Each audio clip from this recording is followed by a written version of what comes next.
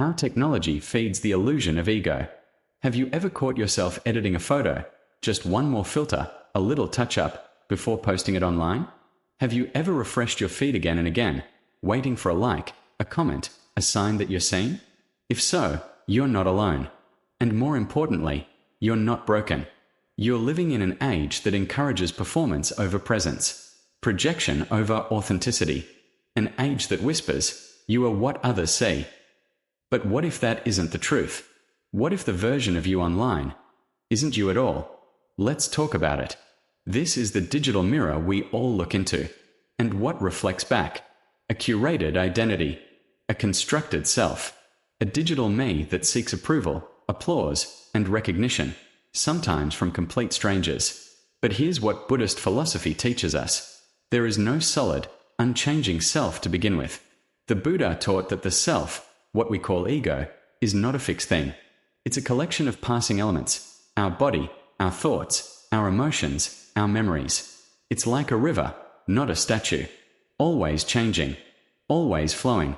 Yet in the world of social media, we often do the opposite. We try to freeze that river. We create a personal brand. We build a profile, then protect it like a fortress. We cling to an image, a story, a role. And in doing so, we strengthen what Buddhist teachings call the illusion of self. Now, let's be clear, technology isn't the villain here. Your phone isn't the enemy. Social media isn't evil by nature. But when technology is used without mindfulness, it becomes a tool for reinforcing ego. And that's when suffering begins. Let me share something personal.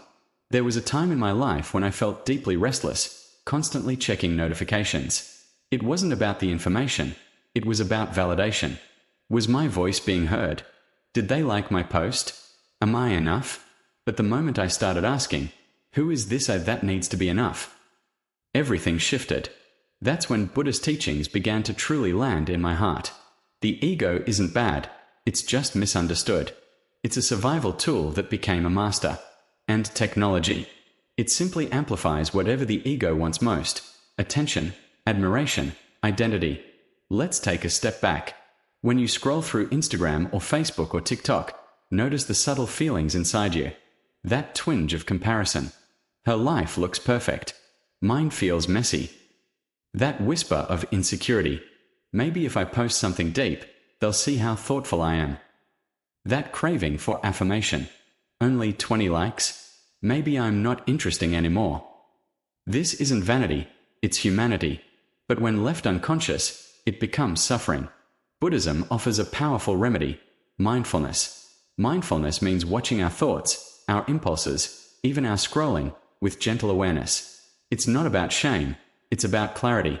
The next time you're about to post something, try pausing and asking, am I sharing from authenticity or from a need to be seen? Am I expressing joy or trying to prove something? That pause, that breath, that's the doorway back to yourself. Back to the part of you that doesn't need applause to feel alive. The part that doesn't panic when no one responds. The part that knows, I am here. I am enough. I don't have to perform to be real. Because what you are is not a profile picture, not a follow account, not even the smartest caption. You are the awareness behind all of it. The stillness watching the performance. The sky behind the clouds. And here's the miracle.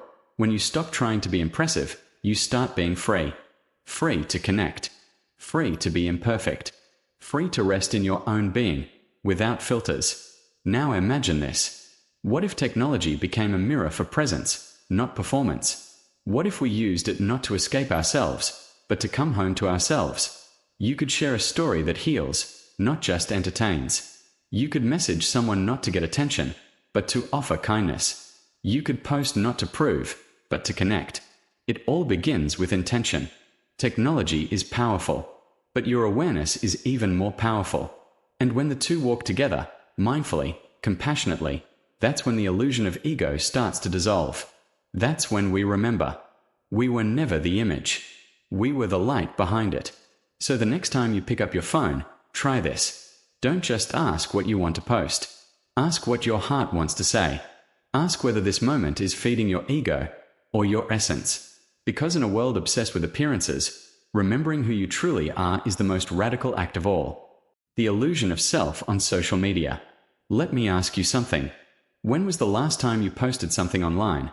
Maybe a selfie, a moment from your day, or even just a quote, and then waited? Waited for someone to notice it, to like it, to validate you. If you've ever felt that subtle craving for attention, that need to be seen, or that sting of disappointment when silence greets your post, you're not alone. In fact, you're deeply human. But in this age of digital mirrors, we have to start asking, what exactly are we trying to reflect back to the world? Today, I want to talk to you about something both subtle and life-shifting. How social media feeds the illusion of self. Now, here's the truth. Technology doesn't invent the ego. It doesn't create our insecurities or our desire to feel important. But it does something very potent. It amplifies them. Social media gives us tools to edit who we are. We can filter our faces, curate our experiences, crop out the messiness. We don't just share reality anymore. We shape it, sculpt it, often to fit an image of who we think we should be. And the more we repeat this, the more that image starts to feel like us. But is it? In Buddhist philosophy, the self, the ego, is not seen as a solid, unchanging identity. It's not a thing. It's a process. A stream of thoughts, emotions, physical sensations, memories, constantly changing, constantly shifting. Think of it like a flame, not fixed, but flickering. But social media doesn't like that flickering. It prefers statues. It says, pick a persona. Be the funny one. Be the deep thinker. Be the mom. Be the expert. Be the spiritual one. Then stick to that role, because people are watching. And so we begin to perform, to polish our stories, to show the best angles, the big wins, the quotes that make us look wise, all while quietly erasing the parts that feel too messy, too unsure, too human. The self becomes a product, a personal brand, something to promote and protect. But here's the dangerous part. When we begin to confuse the performance with the person, we suffer. Why? Because we are trying to live as something that doesn't actually exist. The Buddha called this CHPNGA, clinging to the idea of a separate, solid self. And this clinging, he said, is the root of suffering. It's not the photos, or the apps, or the act of sharing that hurts us. It's the attachment to the self we've built, and the fear of losing it. Let me share something that happened to a friend of mine. She's an artist. Thoughtful, kind, a little introverted. She started sharing her work online, and at first, it was empowering. But over time, she noticed something shift. She began posting what she thought people wanted. Bright colors instead of the dark shades she actually loved. Trendy quotes instead of raw thoughts. She started checking how many likes she got within minutes. And if a post didn't perform, she felt like she was the one being rejected, not just the art. One night, she looked at her profile and felt like a stranger. She had become an echo of what others liked, not who she really was. That's when she asked the same question I invite you to ask now. Who am I when no one is watching? You see, social media isn't inherently false. It can be a place of connection, expression, even healing. But only if we use it from a place of awareness, not ego. So how do we return to that awareness? It starts with mindfulness. Before you post, pause. Ask yourself, am I sharing to connect or to be seen? Is this expression true, or is it performance? What part of me needs attention right now, and can I give it to myself instead of asking others to do it for me? That pause, that breath, that gentle checking in, it's where the ego softens. It's where the self becomes less of a story and more of a presence. And the beautiful part is this. When you stop trying to be someone, you become real. You become alive. You become free. You don't have to impress anyone to matter. You don't have to be perfect to be loved. You don't have to project an image to be enough. You already are. Now, I'm not saying you need to quit social media. I'm not saying technology is the enemy. But I am inviting you to meet it with clarity. To notice when your digital self becomes a mask. And to gently, lovingly, take that mask off. Because what's underneath? Your imperfect, honest, vulnerable, changing self. That's where real peace lives. So the next time you scroll through your feed, or think about posting, try this. Let it be a moment of presence. Not projection. Not proof. Just you. Being. Because the self we create online may fade, may shift, may disappear someday. But the awareness watching all of it? That's the part of you that never needed a filter. Comparison and envy, the root of suffering. Have you ever scrolled through social media and suddenly felt less? Less successful, less attractive, less happy? Like somehow, everyone else is thriving while you're just surviving? You see a friend traveling through Europe. Another just bought a house. Someone else is celebrating their anniversary with a perfect candlelit dinner. And there you are, in your pajamas, dishes piling up in the sink, wondering if you're falling behind in life. It's subtle, isn't it? That slow-burning ache. That voice that whispers, "You're not enough." Let's pause here, because what you're feeling isn't strange. It's human, it's ancient, and it's painful. Today, I want to talk to you about one of the most silent yet powerful emotions we all face, comparison and envy, and how, in the age of social media, this emotion has been quietly amplified to become one of the greatest sources of modern suffering. Let's begin with a simple truth from Buddhist wisdom. All suffering begins with attachment to the self. The Buddha taught that suffering isn't caused by the world itself, but by how we relate to it, by how we cling to identities, expectations, and comparisons that don't reflect the deeper nature of reality. And comparison, especially the kind we experience online, is rooted deeply in ego. Here's how it works. When we scroll through a highlight reel of someone else's life, we are not just observing, we are measuring. We look at someone's body and ask, "Am I attractive enough?" We see their promotion and wonder, "Am I successful enough?" We see their happy family and whisper to ourselves, "Why can't I have that?" But underneath all those questions lies a much deeper one. Am I okay as I am? Social media, in this way, becomes fertile ground for ego to grow, because it constantly invites us to define ourselves in relation to others. And when ego feels threatened, when it sees someone doing better, it responds with envy, insecurity, and even resentment. But here's the catch. What we are comparing ourselves to is rarely real. Most of what we see online is curated. It's filtered. It's selected. We don't see the arguments before that romantic dinner. We don't see the debt behind the new car. We don't see the loneliness hiding behind the smiling selfies. In short, we compare our whole life, our messy, complicated, honest life, to someone else's best moment. And that's not fair. Not to them. Not to us. Let me share something personal. A few years ago, I was going through a difficult time. Burnout, doubt, financial stress. And one day, I saw an old friend post about their new book deal, new house, new vacation. And even though I loved this person, my stomach twisted.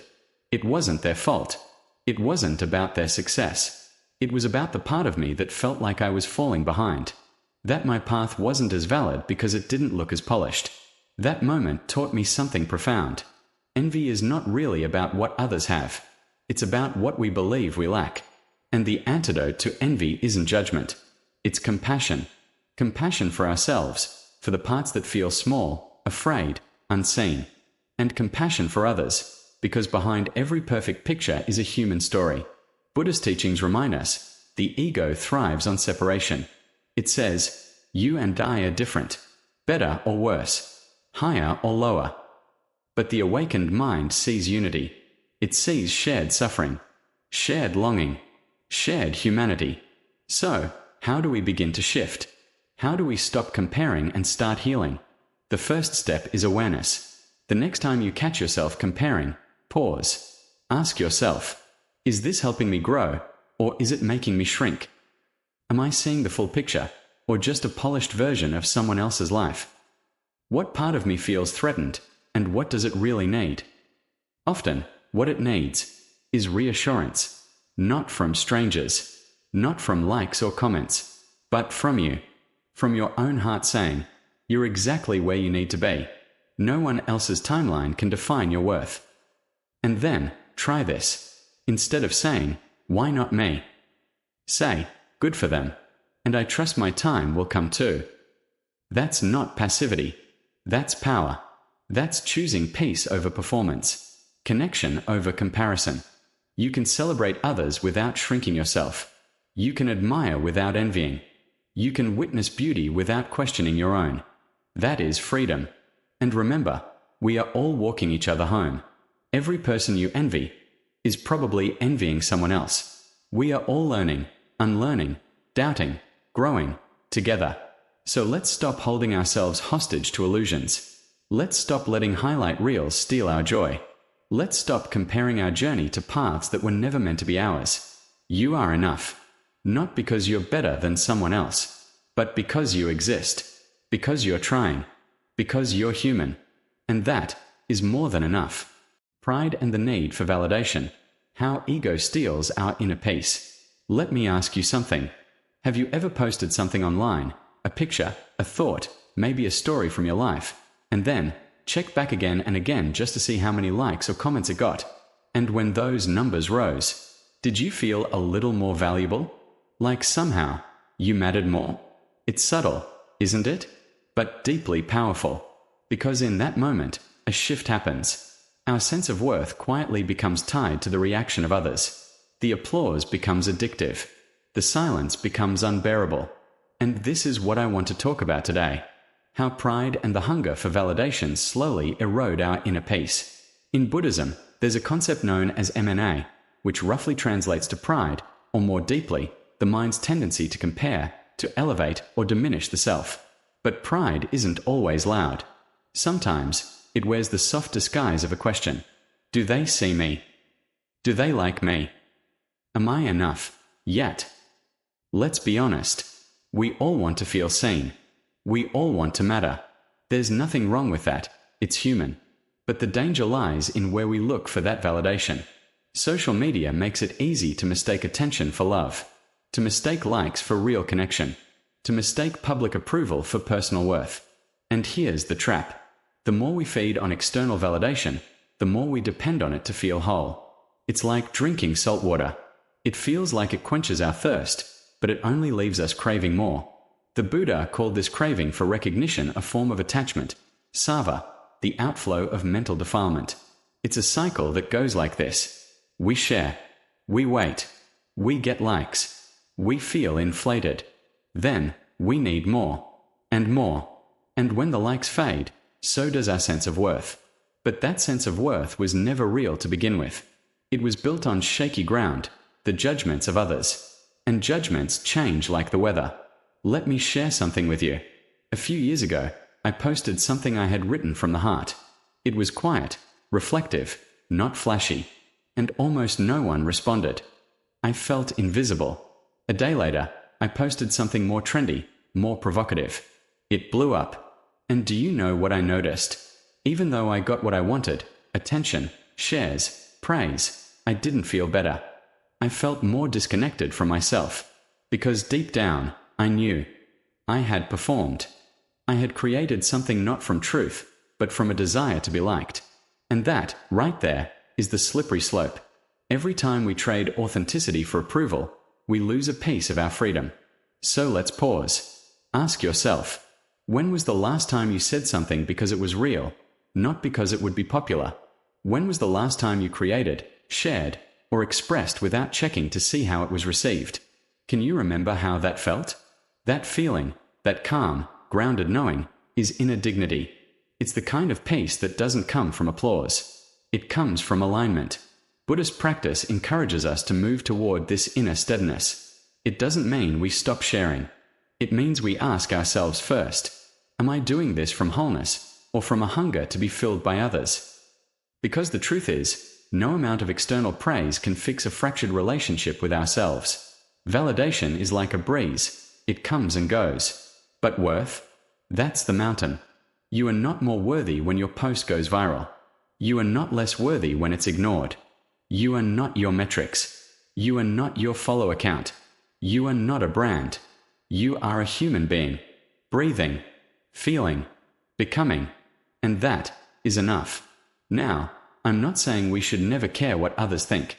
We live in a world of connection and community. Of course it matters. But there's a difference between caring and needing. When your worth depends on being noticed, it becomes fragile. But when it's rooted in self-awareness and compassion, it becomes unshakable. So the next time you feel that itch, to check the likes, to refresh the page, to perform instead of express, pause, ask yourself, is this pride speaking or presence? Am I seeking approval or sharing truth? Can I let this go and still know who I am? Because there is a quiet kind of power in not needing to be seen. There is a radiant kind of peace in showing up without a mask. There is a sacred kind of confidence in knowing you are worthy, even when no one claps. You don't have to earn your place in this world through performance. You already belong. You don't have to shout to be worthy. You just have to be, authentically, imperfectly, honestly. Let your value come not from validation, but from your own alignment. Not from popularity, but from presence. Not from being praised, but from being real. The anxiety of being seen. How the ego craves a perfect image. Have you ever caught yourself checking your phone again, just to see if someone liked your post, left a comment, or viewed your story? We tell ourselves it's harmless, just a quick look. But underneath, there's something deeper stirring, a quiet anxiety, an unease that whispers, am I being seen? Am I being appreciated? Do I still matter? This modern ache, the constant worry about how we appear, whether we are attractive enough, successful enough, interesting enough, isn't just a product of social media.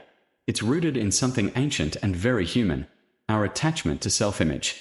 In Buddhist philosophy, this is known as attachment to self-form, or ngatng in Vietnamese, the mental picture we construct of who we are and how we should be perceived. It's our personal brand, our curated identity, and we guard it like a treasure. But here's the irony. The more tightly we cling to this image, the more anxious we become. We start to fear being ignored, being average, being invisible. We worry that if we don't post something clever, we'll disappear. If we don't look good in a photo, we'll be judged.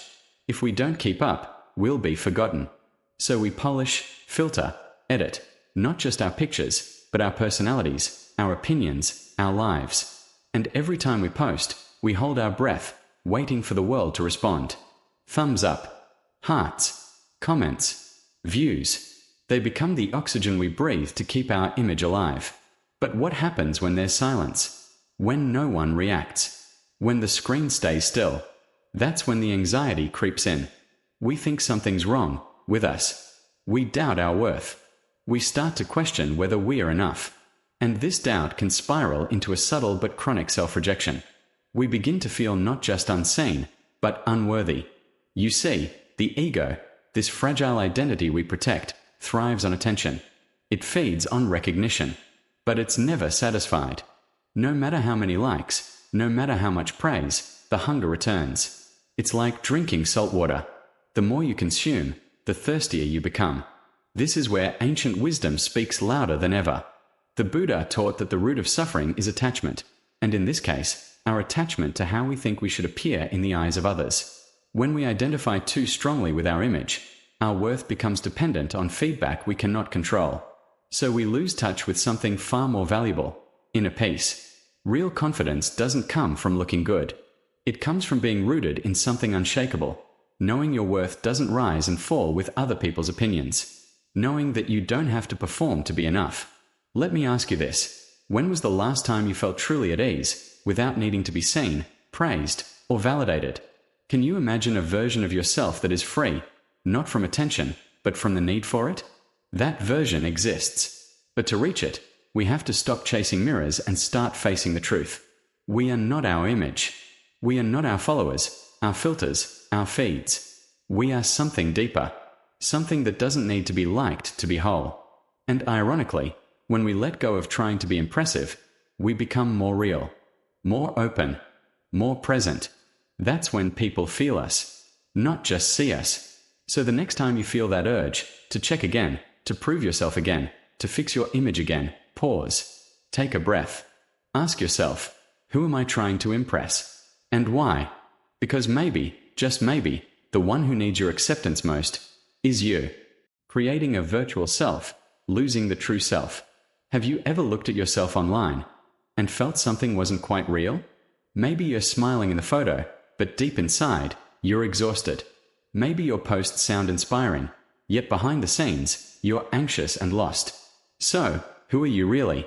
That version of you online, shiny, polished, admired, is it you? Or just a reflection you've crafted to feel loved? We live in a strange era, an age where anyone can design their best self with just a few taps. A slight edit here, a perfect caption there, and suddenly, an ideal self is born. But what happens when we spend too much time living inside that image? The truth is, this digital self often becomes a mask. We try to curate every post, every picture, every word, so we seem flawless, accomplished, inspiring. But the more energy we invest into this version, the further we drift from who we truly are. Somewhere deep down, there's a part of us that isn't polished, raw, messy, uncertain, and that part starts to feel neglected. In Buddhism, this is called delusion of self. When we cling to a fixed, ideal identity, we forget our true nature, impermanent, ever-changing, impossible to define through filters or labels. The virtual self is a mental construct. The true self is alive. It breathes in each unfiltered moment. It's there in the groggy mornings before we check our phones, in the quiet sighs no one hears, in the stillness that doesn't need applause. When was the last time you allowed yourself to be imperfect? To post a photo without editing? To speak your sadness without trying to make it poetic? To feel enough, even without likes or comments? We don't need to destroy our digital self, but we do need to wake up, to see it for what it is. As the Buddha taught, only when we see impermanence and the illusion of a fixed self do we begin to return home. Not a home on the screen, but the home within. You don't need to become anyone else. You just need to be unfiltered, unfinished, unapplauded, but fully alive. And when you live from that place, not through filters, not through others' eyes, but from your quiet truth within, that is where real freedom begins. Technology isn't the problem, it's the mind behind it. One thing the Buddha made very clear: the problem has never been the tool. The issue lies in how we use it. A knife can cut fruit or harm someone. A word can heal or destroy. Technology, too, is neutral. Today, it's common to blame social media, smartphones, or AI for our anxiety, addictions, and broken relationships. But the truth is, technology has no intention. Only the mind behind it gives it meaning. The problem isn't your phone, it's the mind holding that phone. A scattered mind uses technology to become more scattered. A mindful heart can transform it into a bridge for compassion, wisdom, and connection. Have you ever noticed? The same social media platforms criticized for creating addiction and ego illusions are also where many people find healing communities, learn to meditate, or discover the Dharma. The issue isn't the platform, it's the intention. Are you using it to prove something, or to seek truth, to feed your ego, or to return to what's real? Imagine social media as a mirror. Your mind reflects itself there, but not all mirrors are honest. Some are distorted, and they reflect back a distorted self. If we lack mindfulness, we start to believe in that twisted image. We think, I'm not enough, I need more, I have to be like them, and in that comparison, we lose ourselves. But with mindfulness, technology becomes a sacred tool. The Buddha never told us to reject the world. He taught us how to live in it without being consumed by it. So why not use your phone to share a kind story, an inspiring video, a mindful pause in the rush of modern life? Ask yourself, am I using technology, or is it using me? Am I truly connecting, or just trying to be noticed? Am I learning about life, or running away from myself? The answer isn't in the device, it's in the mind. Technology is the mirror, but the mind is the light. If your mind is clear, every screen will reflect that clarity. If your heart is awake, even the virtual world becomes a path home to what's real. Meditation and the digital mask, finding freedom in a mindful scroll. There's something almost invisible happening to many of us every single day. We pick up our phones, maybe just to check one thing, but a few swipes in, we are scrolling without direction. We land on someone's vacation photo, a friend's big life announcement, or a stranger's curated morning routine. And without realizing it, something inside us starts comparing, shrinking, searching. Have you ever caught yourself feeling a little less seen, a little more lonely, right after being connected?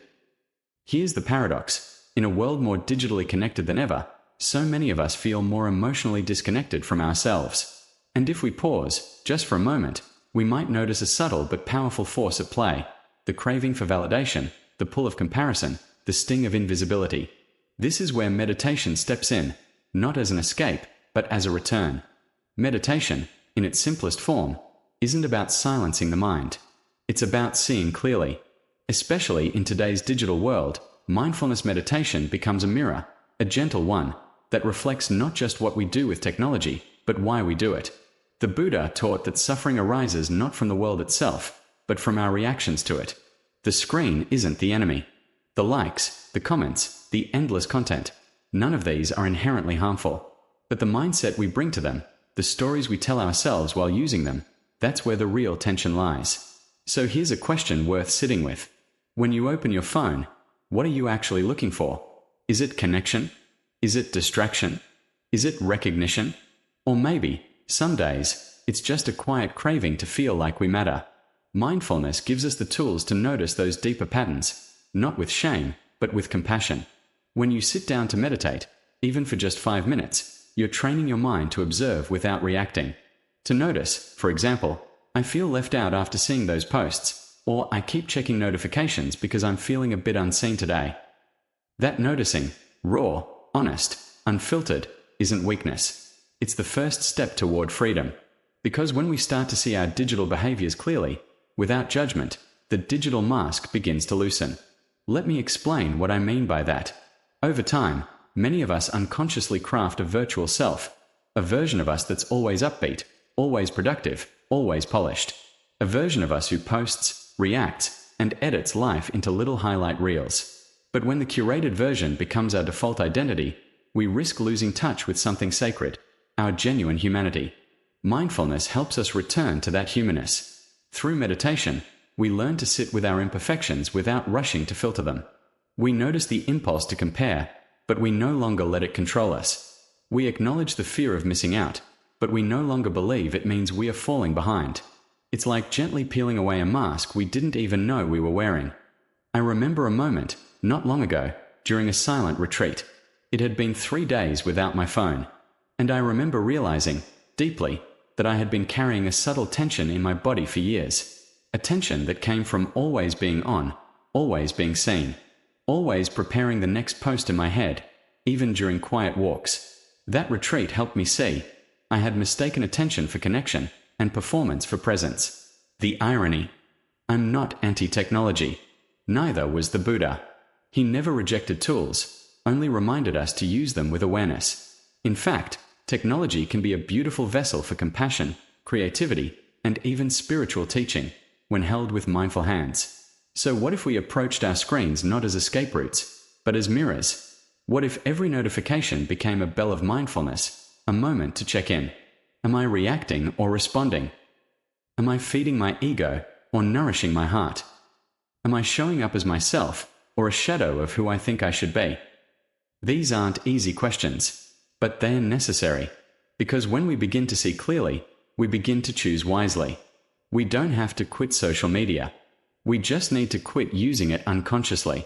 In the end, the goal isn't to disappear from the digital world. The goal is to show up as your whole self, awake, aware, and deeply rooted in your truth. That's the gift of mindfulness in the digital age. It doesn't ask you to delete the app. It invites you to delete the illusion. And once the illusion fades, what's left is something much more real than likes or followers. It's presence. It's peace. It's you, unmasked, undistracted, and undeniably free. The illusion of being everywhere and nowhere. What does it really mean to be present? Not in a Zoom call. Not on Instagram. Not in a group chat. But here, right now, in the space where your feet are standing, in the breath that fills your chest. We live in an age where we can be seen and heard almost anywhere at any time.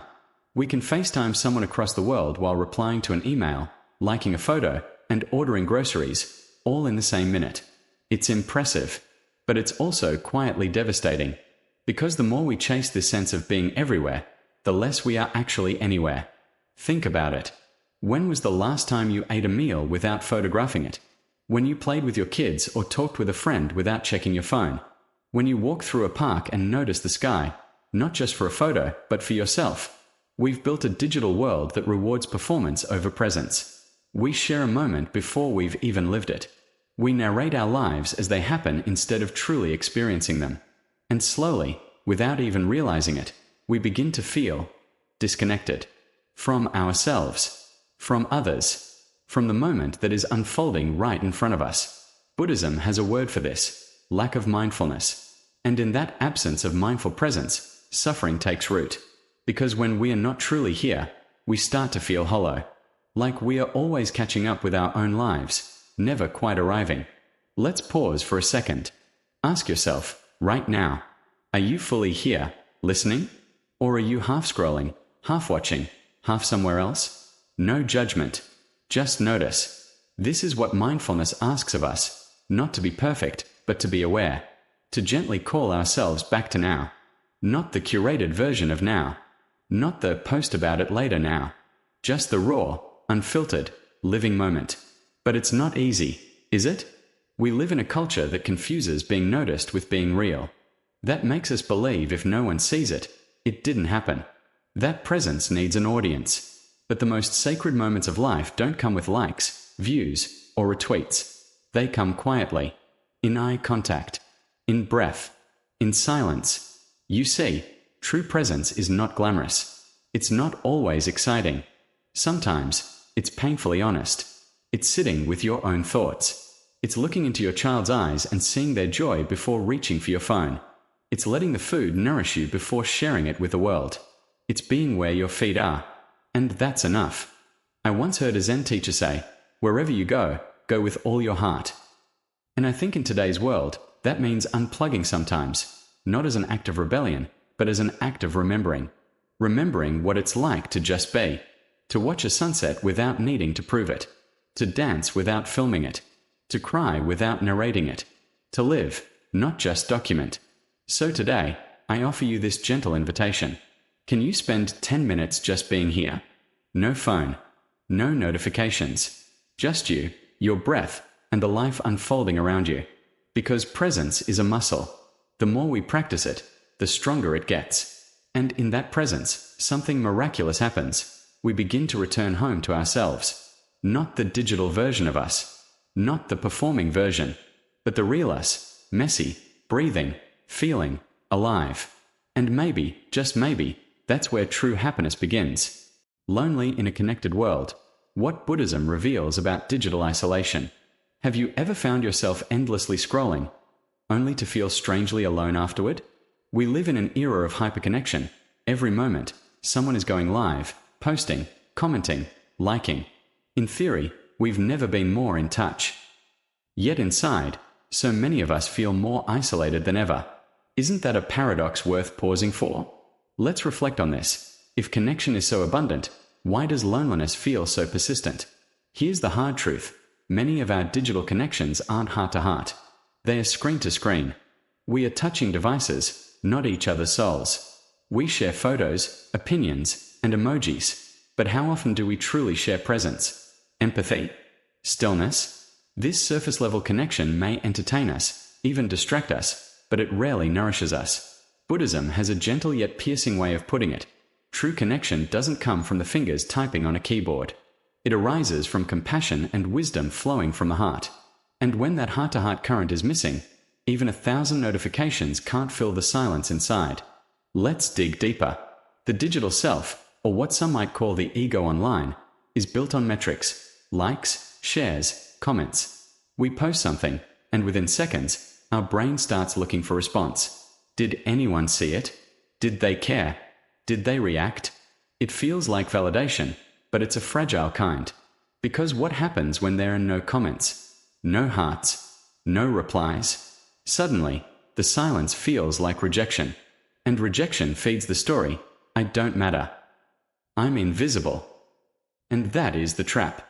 When our self-worth becomes entangled with numbers on a screen, we begin living from a place of quiet desperation, constantly performing, constantly refreshing, hoping for connection, but only finding more noise. This isn't just a generational issue. It doesn't matter if you're 26 or 62.